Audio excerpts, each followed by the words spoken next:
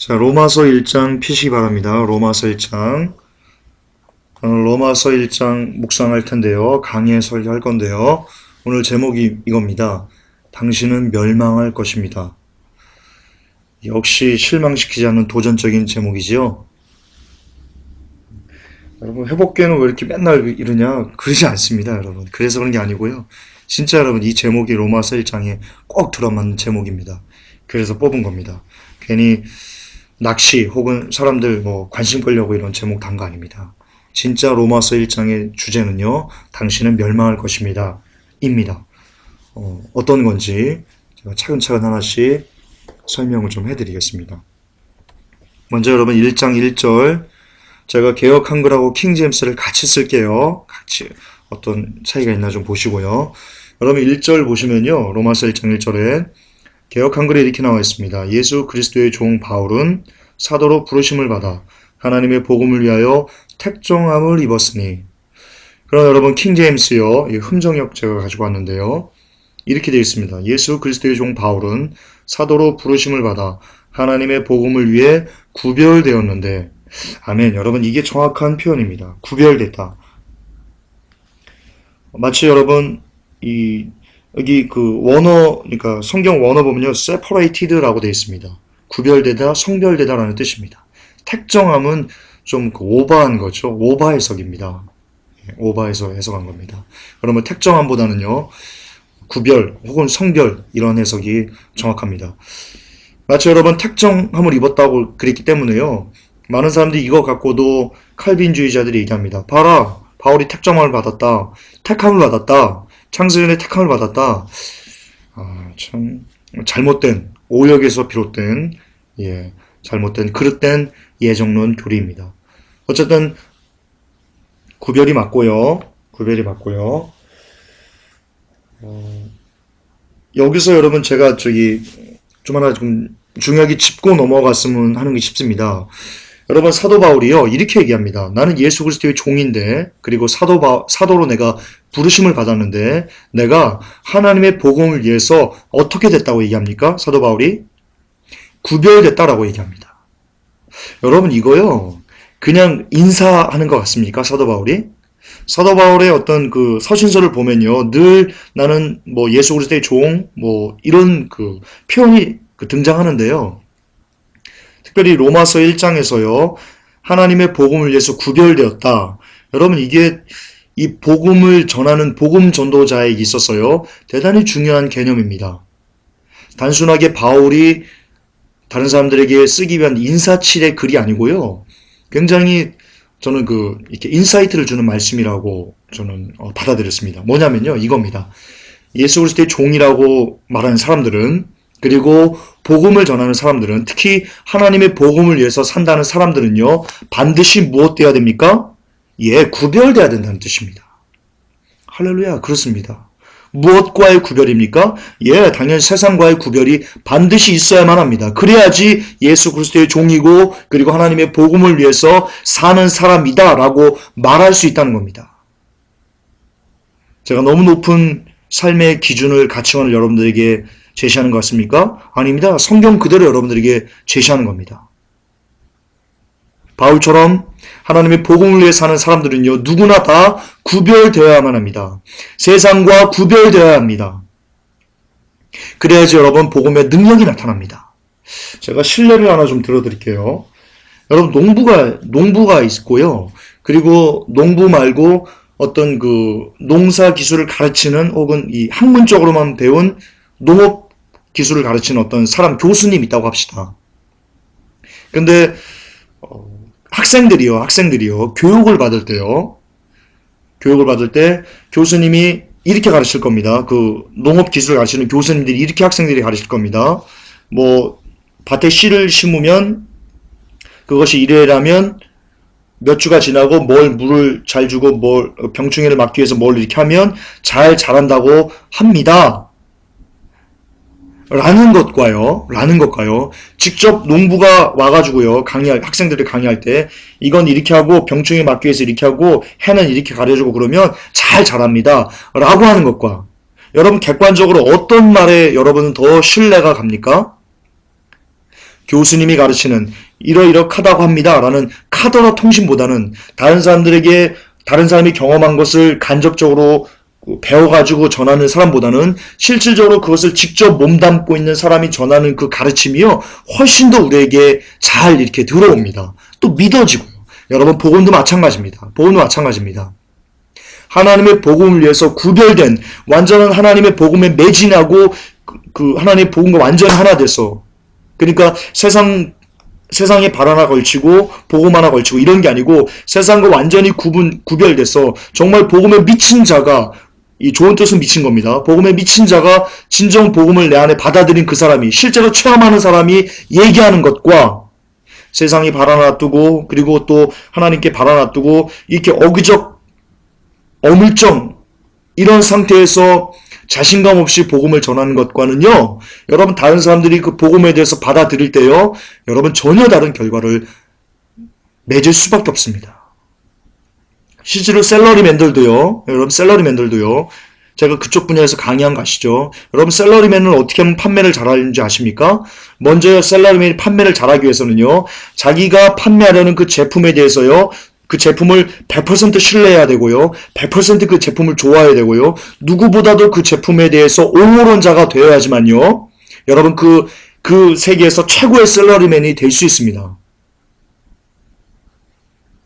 그런데 만약에 이 샐러리맨이요, 자기가 판매하는 그 상품에 대해서 지식도 대충 알고, 그리고 뭐 별로 좋아하지도 않고, 그냥 돈을 벌기 위해서, 그 제품보다는 오히려 돈을 벌기 위해서 그냥 뭐 대충 이렇게 막 설명하거나 또는 기타 이렇게 나아간다. 여러분, 그 사람은 샐러리맨으로, 그 물건을 판매하는 샐러리맨으로서 속된 말로 세상적으로요, 탁월한 능력을 발휘할 수 없다라고 여러분, 통계로도 나옵니다.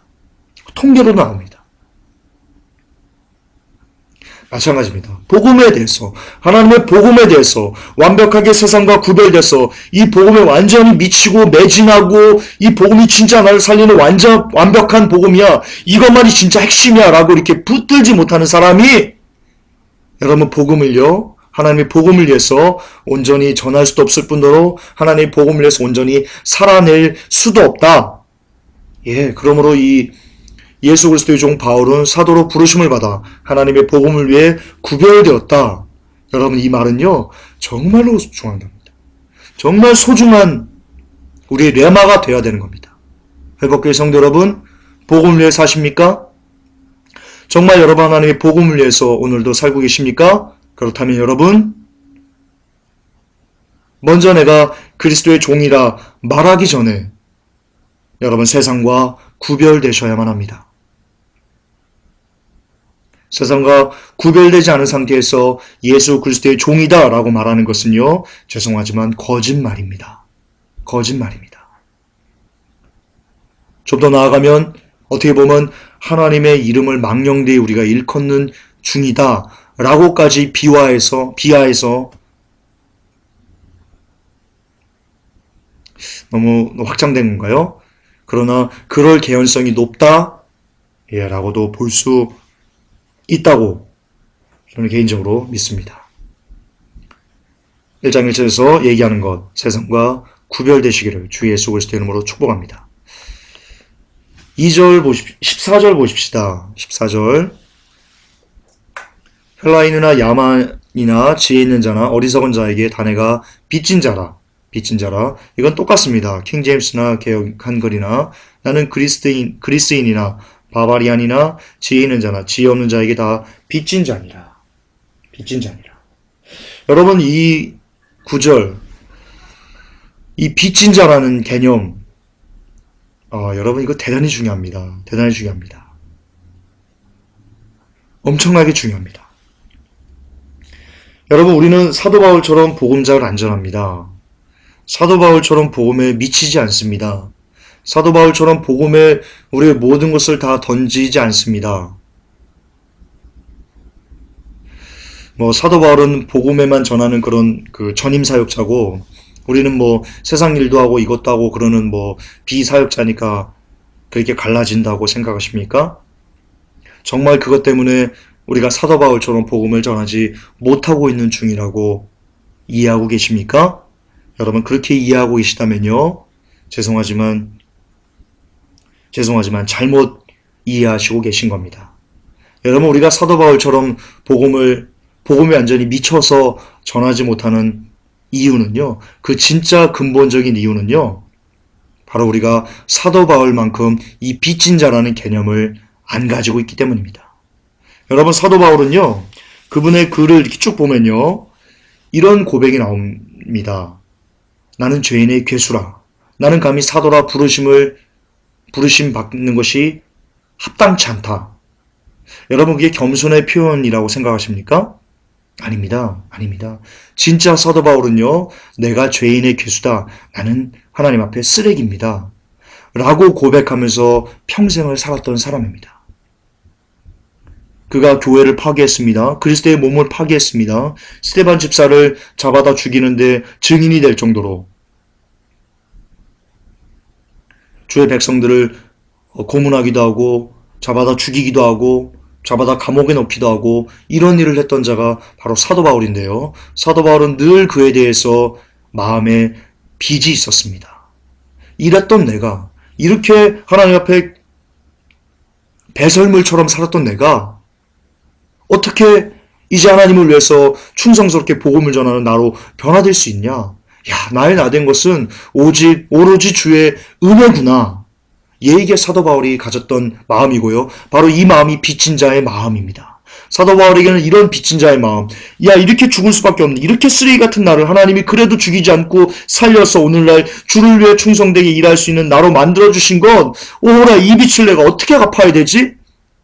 야 이 빚을 내가 살면서 10,000분의 1이라도 갚고 좀 죽었으면 좋겠다 라는 마음이 사도 바울의 그런 복음에 빚진 마음이 사도 바울로 하여금 자신의 모든 것을 다 걸고 주의 복음을 전할 수 있는 복음 증거자로 살아낼 수 있도록 만든 원동력이 되었다는 겁니다. 마찬가지입니다. 여러분 우리가 왜 사도 바울처럼 이 땅을 복음에 미친 자로 살지 못합니까? 그것은 저와 그리고 여러분들에게 이 복음에 비친 자라는 개념이 없기 때문입니다. 즉 내가 하나님 앞에 쓰레기라는 그 정말 철저하게 낮은 자, 철저하게 세리요, 철저하게 바리새인이요, 철저하게 창기 같은 우리라는 것을 우리가 사도 바울만큼 인정하지 않고 살기 때문입니다.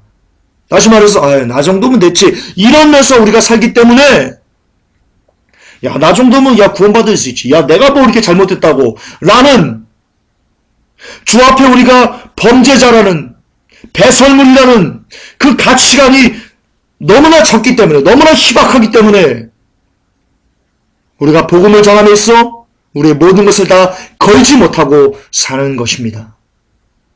곰곰이 여러분 한번 생각해 보십시오. 그리고 그동안 주께 쓰임받은 사람들의 삶을 한번 보십시오. 대부분이 다 자기를 쓰레기다. 자기를 배설물이다.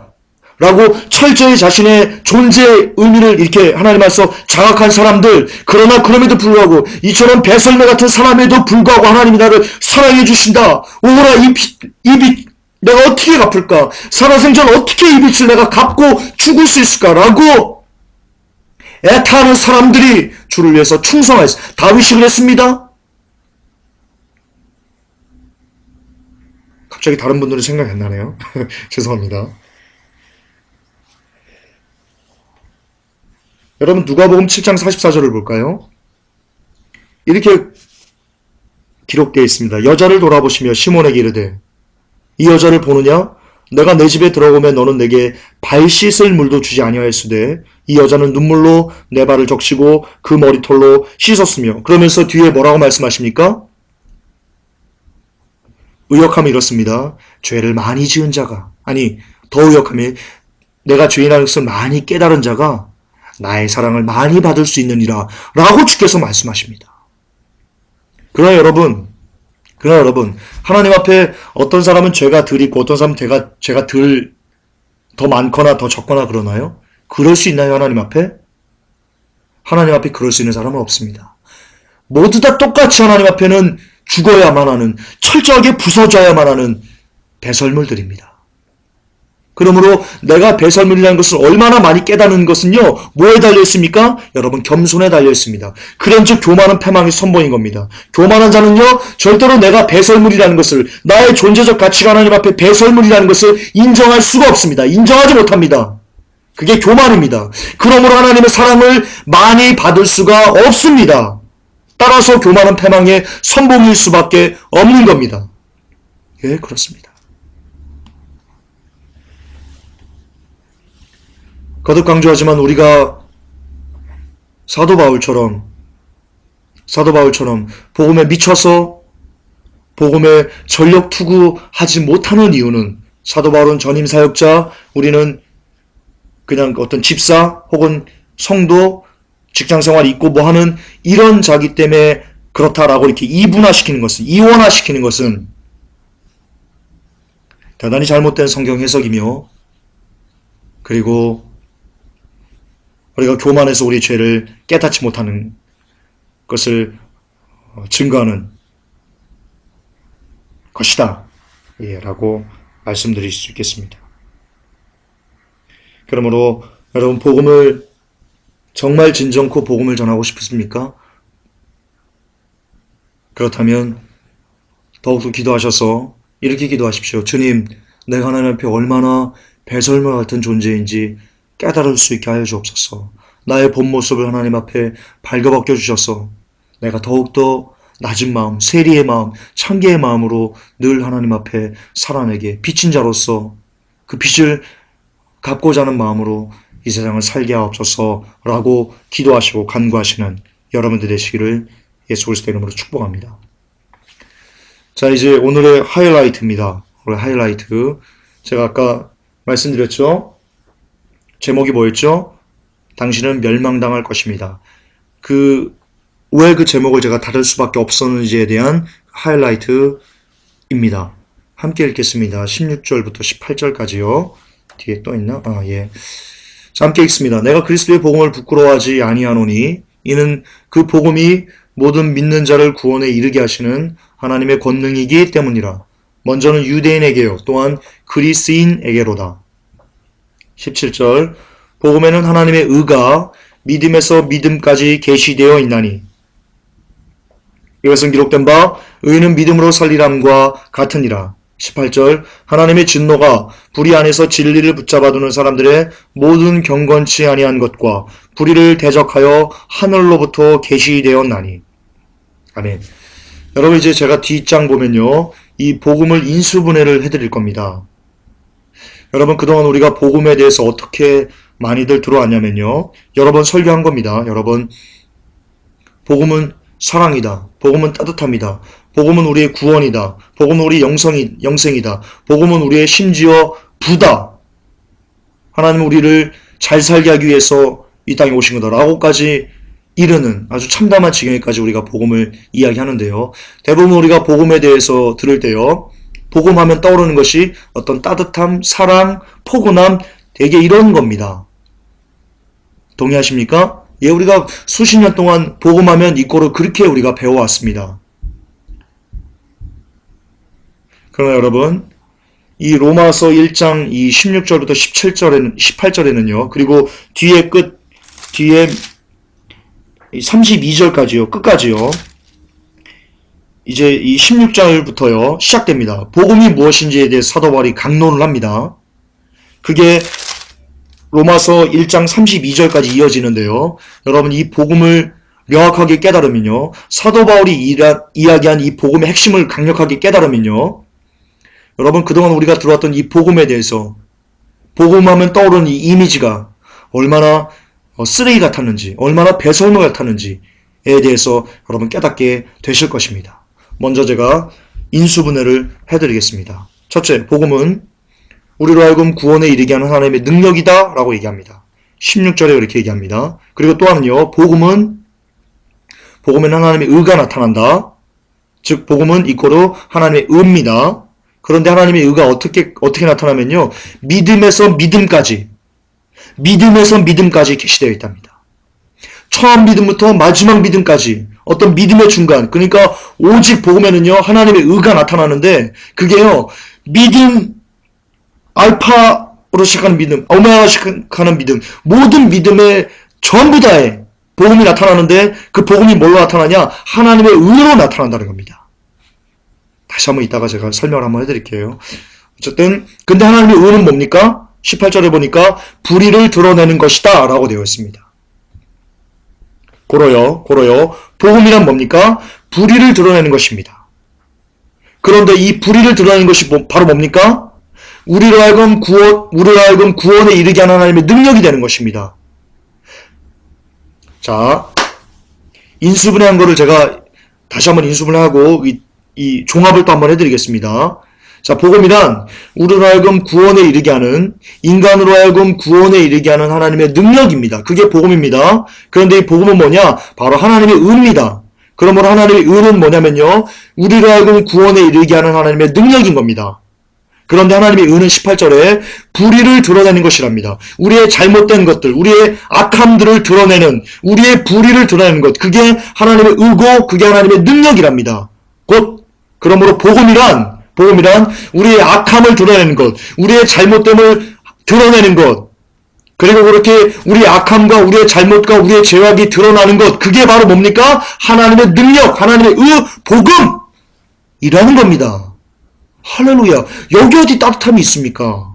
여기 어디 우리를 편안하게 하는 것이 있습니까? 여기 어디 달콤한 복음이 있습니까? 전혀 없습니다, 여러분. 로마서 1장에서 말하는 복음은요, 대단히 우리를 불편하게 하는 복음입니다. 대단히 우리를 찔리게 하는 복음입니다. 여러분, 이게 복음입니다. 그러므로 우리를 찔리게 하고, 우리를 아프게 하고, 우리를 상처내게 하고, 우리의 죄를 드러내서 우리가 하나님 앞에 자복하게 만드는 것, 이게 뭡니까? 이것이 복음입니다. 할렐루야, 이것이 복음의 핵심이요, 복음의 본질입니다. 여기에 따뜻함 없습니다.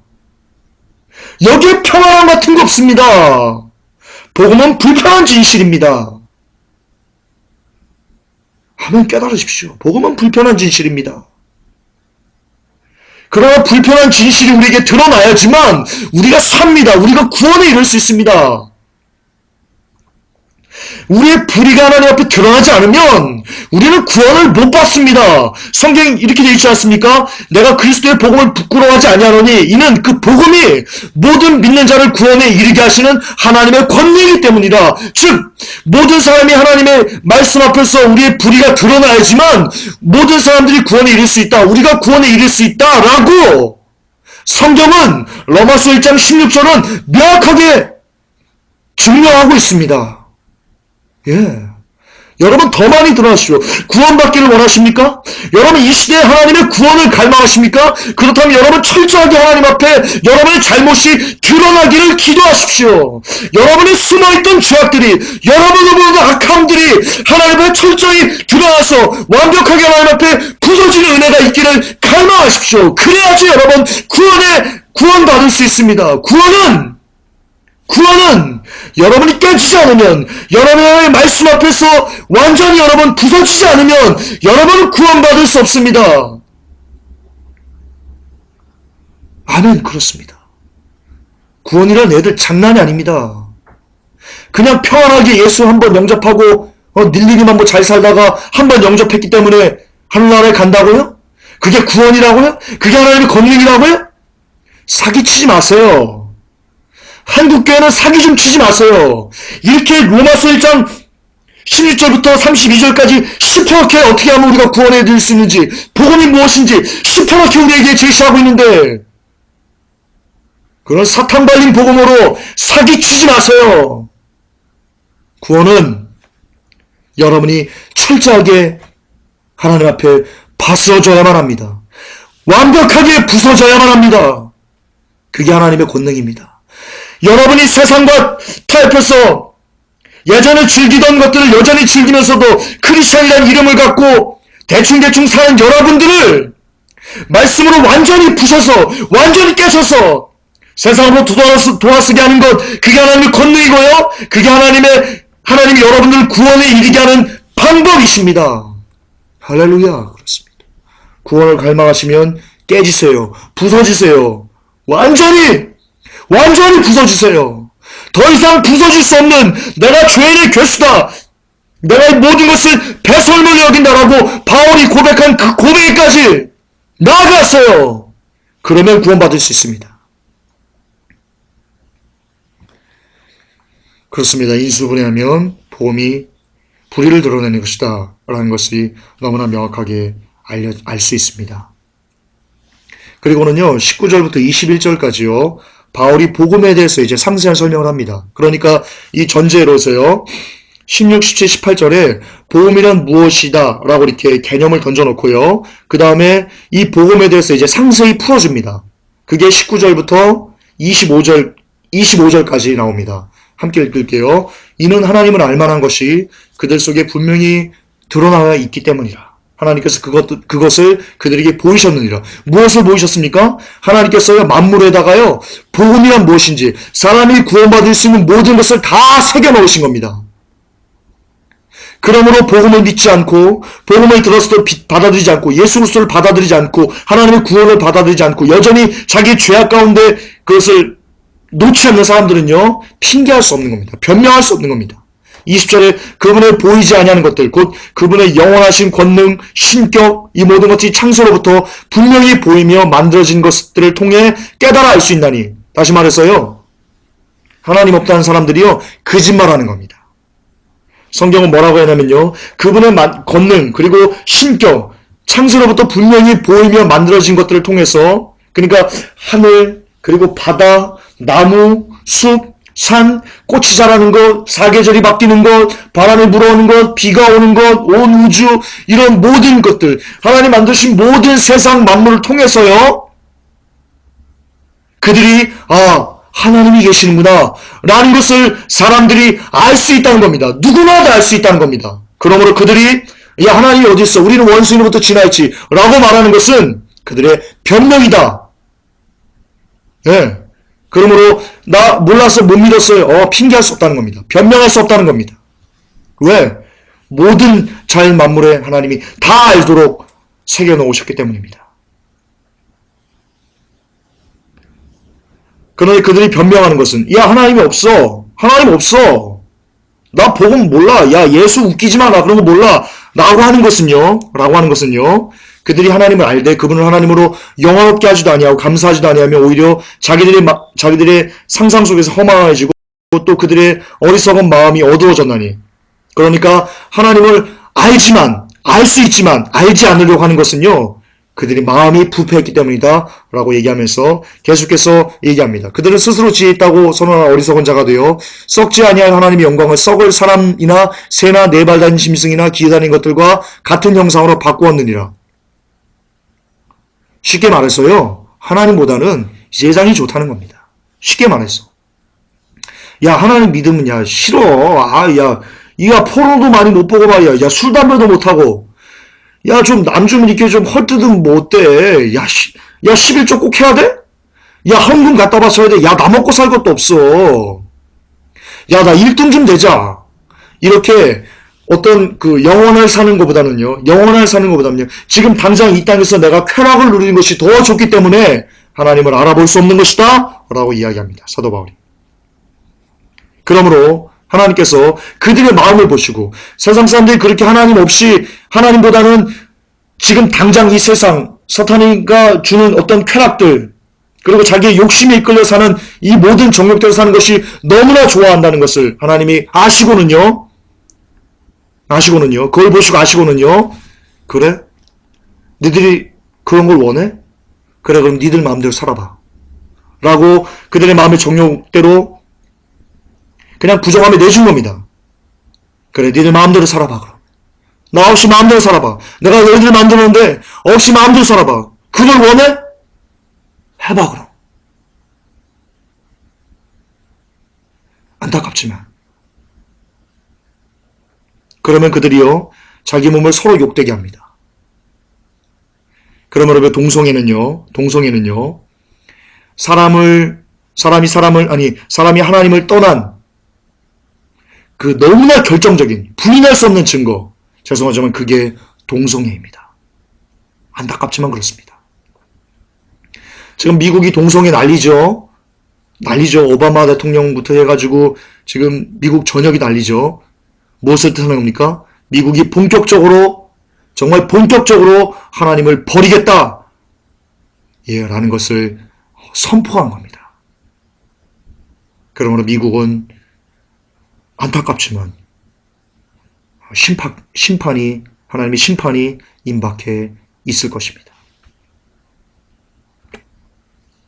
자, 그러면 불의에 대한 결과입니다. 하나님이 방임하십니다. 하나님께서는요, 우리를 로봇으로 만들지 않았습니다. 우리 스스로 삶과 죽음이 우리 앞에 있느니 너희는 그것을 선택하라라고 구약부터 계속 나옵니다. 하나님은 우리에게요, 자유의지를 주셨습니다. 하나님은 우리가 스스로 하나님을 찾고 경배하기를 원하십니다. 그리고 우리가 스스로 하나님을 찾고 경배할 수 있도록 모든 만물에, 전 세계 모든 것에 하나님은 자신을 다 계시해 놓으셨습니다. 더 이상 어떻게 핑계할 수 없을 정도로, 조금의 핑계도 없을 정도로 하나님은 온 우주 만물에 다 새겨 놓으셨습니다. 그러므로 누구나 하나님께서 주신 그 자유의지를 근거로 해서 얼마든지 하나님을 찾아서 만날 수 있을, 예, 복음의 빛이 비춰지기만 하면 누구나 다 그것을 깨달아 알 수 있을 정도로 하나님은 전 세계, 전 우주에 다 자신을 새겨 놓으셨습니다. 그러므로 그런 것을 보고도 이 세상이 좋아서 하나님을 멀리한 사람들은 하나님이 안타깝게도 방임하십니다. 그게 성경의 개념입니다.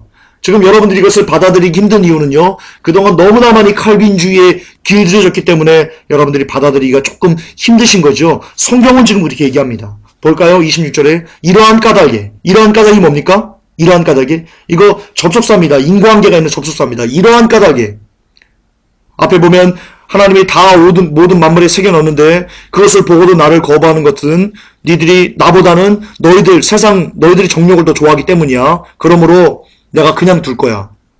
그래서 이러한 까닭에 하나님께서 그들을 수치스러운 애정에 그대로 내어주셨으니, 방임하셨으니, 심지어 그들의 여자들도 본래대로 쓸 것을 본성이 어긋나는 것을 바꾸었기 때문이라. 남자도 동성애하고 남자끼리 동성애하고, 예, 그 방임의 결과가요, 완전히 자기 마음대로, 자기 멋대로 사는 것입니다. 그런데 안타깝게도 제가 누차 여러분 그 뉴에이지, 그리고 시크릿, 그 4차원의 영성 이거에 대해서 설명했지만요, 이 번영신학에 설명했지만요, 여러분 오늘날 번영신학이 뭘 우리에게 안겨주냐면요, 바로 로마서 1장 26절, 27절 우리에게 알려줍니다.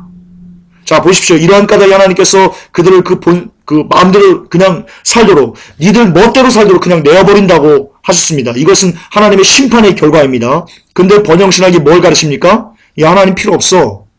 네 마음대로, 네가 원하는 대로, 뜻하는 대로 다 할 수 있어. 라고 얘기하는 겁니다. 즉 무슨 말입니까? 번영신학은, 4차원의 영성은, 조은교 목사님의 4차원의 영성은, 죄송하지만 하나님께 심판받으라고, 지금 로마서 1장 26절, 27절대로 살라고 그것을 강요하는 거짓, 배설물 같은 가르침인 겁니다. 우리 멋대로 살면 심판받아요. 근데 번영신학이 우리 멋대로 살라고 하는 신학이에요. 어떻게 거기에 구원이 있을 수 있겠어요? 심판만 있지. 네. 하나님께서도 그들을, 28절에 하나님께서도 그들을 버림받은 생각에 내주사 합당하지 못한 일들을 행하게 하셨으니, 즉 자기 뜻대로, 자기 멋대로, 자기 원하는 대로 살면 죽습니다. 거듭 강조하지만 그러나 오늘날의 번영신학은, 케네스 에긴, 케네스 코플랜드는, 조엘 오스틴은, 베니는, 그리고 유명한 대형교회 많은 목사님들은 성도로 하여금 죽으라고, 하나님께 심판받으라고 우리에게 강요하고 있습니다. 로마서 1장 26절, 27절, 28절이 그것을 증명해주고 있습니다. 돌이키시고 회개하시기 바랍니다. 하나님의 방임의 결과입니다. 멋대로 살면, 우리 뜻대로 살면, 번영신학에서 가르치는 대로 살면 이렇게 됩니다. 불의하게 되고요, 음해하게 되고요, 사악하게 되고요, 탐욕과 악의로 가득하게 되고요, 시기하게 되고요, 살인하게 되고요, 논쟁하게 되고요, 수근수근 하고요, 뒤에서 헐뜯고요, 하나님을 미워하고요, 업신여기고요, 교만해지고요, 자랑해지고요, 악한 일 꾸미고요, 부모에게 불순종하고요, 지각이 없고요. 언약 어기고요. 본성의 애정이 없고요. 화해하기 어렵고요. 국률이 없어요. 이렇게 변합니다. 이렇게 변합니다. 하나님의 방임의 결과는 무서운 심판으로 치달을 수밖에 없습니다. 하나님의 공의를 보십시오. 32절에 그들이 이런 일들을 행하는 자들은 죽어야 마땅하다는 하나님의 심판을 알고도 같은 일들을 행할 뿐 아니라 그런 일들을 행하는 자들을 기뻐하느니라. 자, 뭡니까? 아까 복음이란 하나님의 하나님의 공의, 그리고 하나님의 능력이라고 그랬는데요. 하나님의 공의가 뭐예요? 하나님의 의가 뭐예요? 이렇게 일들을 행하는 즉, 이런 일들을 행하는 자들은 주는 것이 마땅한 것이 하나님의 심판이다. 하나님의 의다. 라고 얘기하는 겁니다. 다시 말해서 번영신학대로, 그 번영신학의 가르침대로 내 멋대로 내 뜻대로 감히 하나님을 알라딘 요술램프의 지니처럼 마음껏 부리는 그런 삶은, 그렇게 살아가는 사람들은 그들이 당할 심판은 죽음이다. 그것이 마땅하다.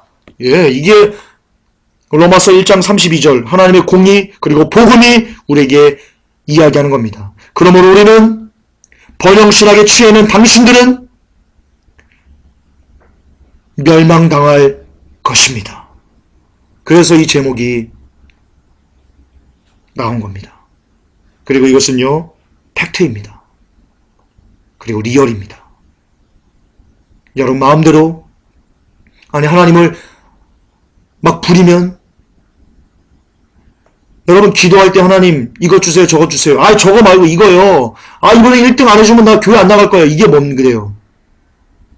어리광이에요? 여러분 그건 어리광이 아닙니다. 그건 하나님을 부리는 겁니다. 내 마음대로, 내 뜻대로, 내가 원하는 대로 해달라고.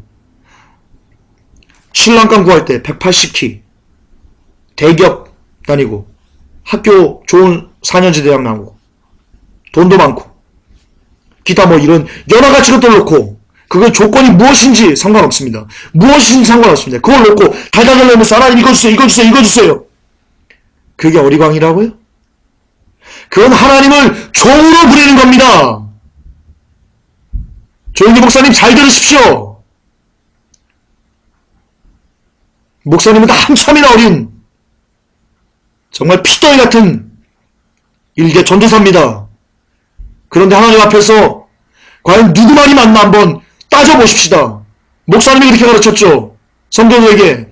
자, 신랑감 후보 우리 쭉 나래가지고 다 해가지고 전해라. 기도해라. 들어줄 때까지 기도해라. 안 들어주는 건 믿음이 부족한 거니까 끝까지 들어줄 때까지 기도해라. 포기하지 말고 기도해라. 이게 뭘 성도로 하여금 어떤 가치관을 심어줍니까? 성도로 하여금 내가 하나님 앞에 내가 원하는 것을 포기하지 않고 끝까지 기도하면 하나님이 들어줄 수밖에 없는 신이구나 라는 가치관을 성도에게 심어주지 아니하겠습니까? 그러나 성경은 그것을 뭐라고 얘기합니까? 내 뜻대로, 내가 원대로, 내가 바라는 대로 무조건 돼야지만 하는 삶을 살아가는 것을 지금 로마서 1장은 뭐라고 얘기합니까? 죽음의 심판을 받아야 마땅한 것이다 라고 가르치고 있습니다. 그러므로 목사님이 얘기한 조 목사님이 지금 가르친 그 가르침은 성도를 하여금 지옥으로 보내는 개쓰레기 같은 가르침입니다.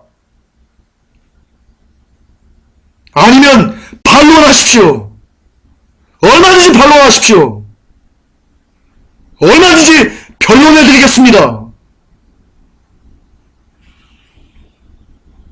얼마든지 변론해드리겠습니다. 순복음교인들은 깨달으십시오.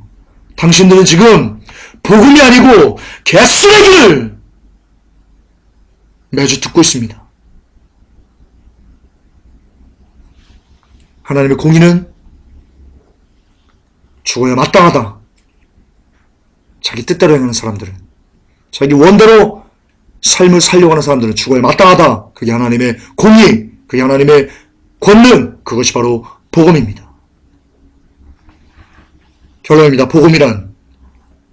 따라서 복음이란 복음의 진짜 의미는 불의를 알려주고 사람들에게 하나님께서 싫어하는 것이 무엇인지를 알려주고 만약 그럼에도 그 길을 계속 걸어가는 사람들에게 너희들 그러면 지옥 간다. 100% 지옥 간다라고 정확하게 잘못을 지적해 주는 것. 그것이 바로 복음 증거입니다. 오늘날 복음 그리고 전도를 이렇게 합니다. 우리 교회 오면 좋아요. 우리 교회 오면 잘 돼요. 우리 교회 자녀들 많아요. 결혼할 수 있어요. 얼마 전에도 무슨 모 교회에서 그랬죠? 어떤 스타일, 어떤 이상형이 좋아? 이런 막 이가 꽉 물어지는데요. 주먹이 쥐어지고 이가 꽉 물어지는데요. 욕은 안 하겠습니다. 혹시 시험 들 사람이 있어서. 그러나 여기서 욕이 나와야 됩니다. 그런 참담한 그런 배설물 같은 것을 보면요. 여기서 욕이 나와줘야 됩니다. 굿타이밍입니다. 저요. 그러나 안 하겠습니다. 마음으론 합니다. 욕먹어 쌉니다. 어쨌든 여러분 그런 게 전도가 아닙니다. 우리 교회는 부자대. 1980년대 순복음교회 뭐라고 전도했습니까? 우리 교회는 부자대. 우리 교회는 병나. 우리 교회는 사업이 형통해. 우리 교회는 뭐뭐대. 우리 교회는 뭐뭐대. 우리 교회는 네 인생이 꼽혀. 그게 전도입니까? 그게 전도입니까? 전도란 너 죽어. 너 그렇게 살면 죽어. 지옥 가. 너 이렇게 세상 막대로 살면 하나님 없이 살면 너 죽어. 너 언제나 죽는데 지옥 가. 지옥은 영원한 절망이야. 어서 돌이켜서 살아 라고 말하는 것이 전도입니다. 그게 복음입니다. 한국교회요.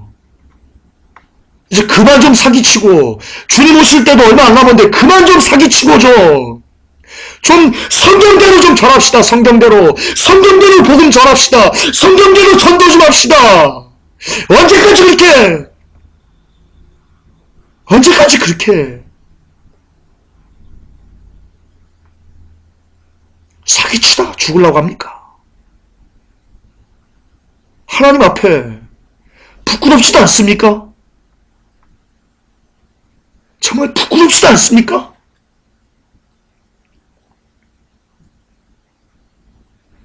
우리 제발 거짓을 그칩시다. 거짓을 그칩시다. 이제 좀 설날 얼마나 남았다고.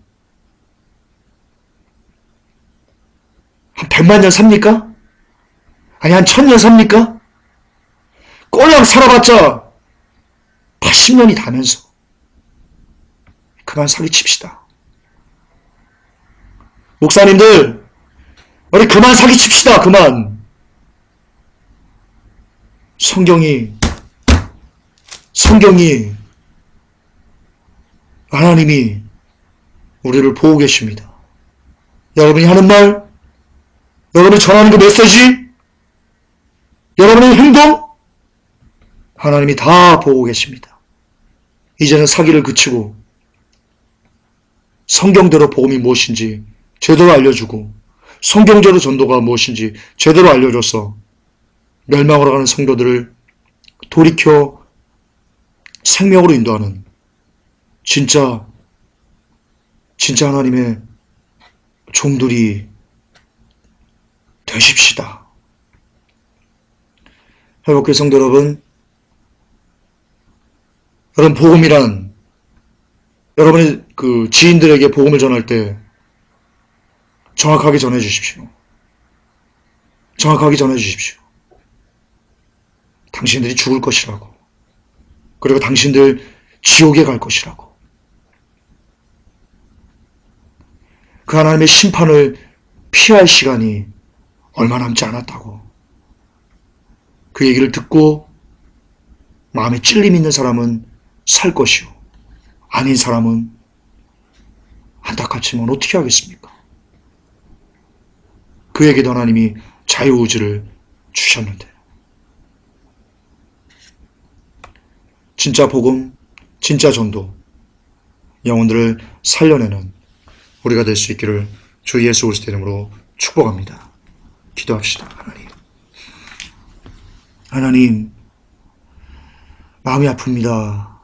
가슴이 쓰라립니다. 복음이 로마서 1장에 너무나 명확하게 나와 있는데, 전도가 무엇인지 로마서 1장에 너무나 명확하게 나와 있는데, 안타깝게도 하나님의 종이라는, 하나님의 교회라고 하는 이 땅에서 복음을 엿바꿔 먹었네요. 전도를 엿바꿔 먹었네요. 하나님, 우리를 용서하십시오. 우리가 말씀에 무지했습니다. 그래서 우리가 잘못된 길로 가게 되었습니다. 부디 하나님 깨닫게 하시고 살게 하셔서 다시 한번 하나님 우리가 마음을 다잡고 주께 돌아오게 하여 주옵소서. 예수님의 이름으로 기도 올립나이다. 아멘.